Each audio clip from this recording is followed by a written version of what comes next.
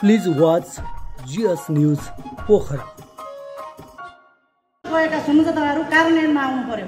कुरा मात्रै गर्ने, हामीले काम नगर्ने, व्यवहारमा नदेखाउँदा हामीलाई विश्वासको कमी खाडलले गर्दा काम नगरेको हामीले महसुस गरेका छौँ। मैले यो जोरदार यहीँबाट कुरा राख्न चाहन्छु र समग्र कुरा गर्दा दलको तर्फबाट म पनि एउटा कार्यपालिकाको सदस्य, यो नीति नियम बनाउने ठाउँमा, बजेट बनाउने ठाउँमा मेरो भूमिका रहन्छ भने, एउटा वडा अध्यक्ष वडाको पनि भूमिका रहन्छ भने, नेकपा एमाले दलको तर्फबाट म के भन्छु भने हिजोको म कार्यपालिकाको सदस्य पनि हो। म 8 वर्षसम्म जनताको एउटा जीवनस्तरसँग समग्र काम गर्ने एउटा कार्य सम्पादनमा जोडिएको हुनाले हिजो cab to cab, lake to lake, connective road लगायत P1 P2 लाई मध्यनजर गरेर गाउँका वडालाई फोकस गरेर हामीले विकास गर्नुपर्छ। हाम्रा गौरवका योजनाहरूलाई पनि हामीले प्रथम राखेर जानुपर्छ। पोखरा बस पार्क अहिले बनाउनुपर्छ।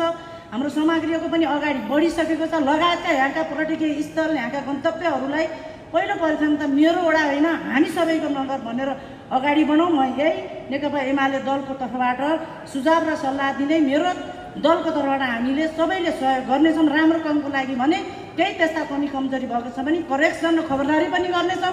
साथसाथै म अर्को कुरा के भन्न चाहन्छु भने हामीलाई कार्य सम्पादनमा कार्यालयको कमी कमजोरीले गर्दा केही हामी कार्यपालिकाका सदस्य अथवा केही वडा अध्यक्षलाई अहिले मैले यहाँ जस्ताको तसै भन्दा 33 वडाभरि कार्यालयलाई साधन व्यवस्थित गरिएको छ। टाढाका वडा छन्, हामीले कार्य सम्पादन गर्दा प्राविधिकले पनि प्रयोग गर्नुपर्छ, अमिलले पनि प्रयोग गर्नुपर्छ, जनप्रतिनिधिले पनि प्रयोग गर्नुपर्छ।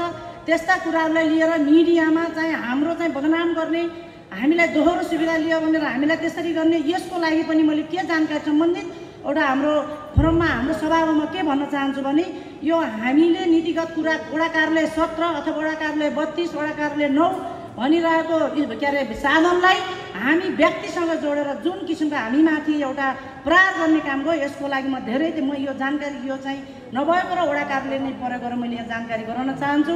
तर हामीलाई धमिल्याउने, हामीलाई चाहिँ काम गर्न अवरोध गर्ने, हामीले गल्ती गरेका छैन, हामी डराउने पक्षमा छैनौँ।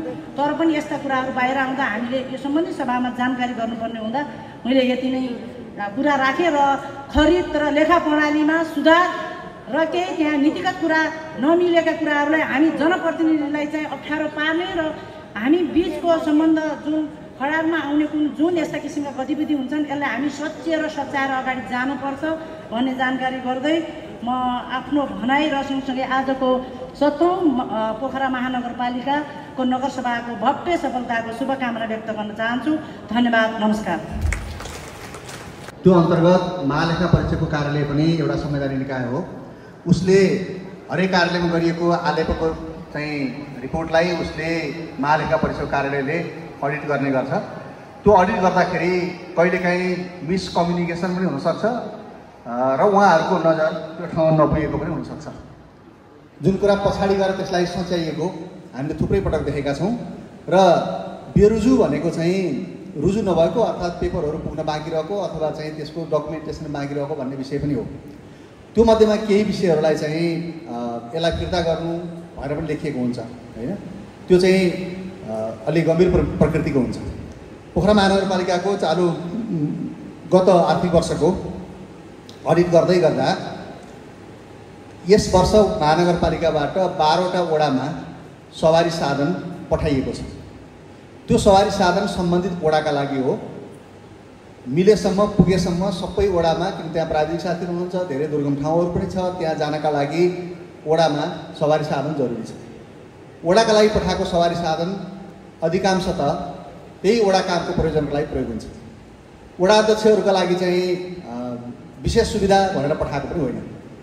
तर त्यहाँ बुझाइ चाहिँ उहाँहरूले यातायात सुविधा भनेर एकमुष्ट पाउने अलाउन्सेसमा गइसकेको, तर छुट्टै यातायात सुविधा पनि लिएको भन्ने खालको बुझाइ हुँदाखेरि यो डबल भयो। त्यस कारणले गर्दा यसलाई चाहिँ फिर्ता गर्नु भन्ने उहाँहरूले लेख्नुभयो। त्यसलाई हामीले यो यसो भएको होइन।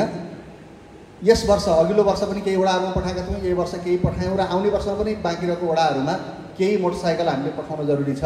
त्यो हाम्रो हरेक वर्ष क्रम रूपमा बढाउने प्रक्रिया हो, त्यही अनुसार गएको हो। त्यस कारणले गर्दा उहाँहरूले दोहोरो सुविधा लिएको होइन भनेर हामीले लेखेर पठाएका छौँ।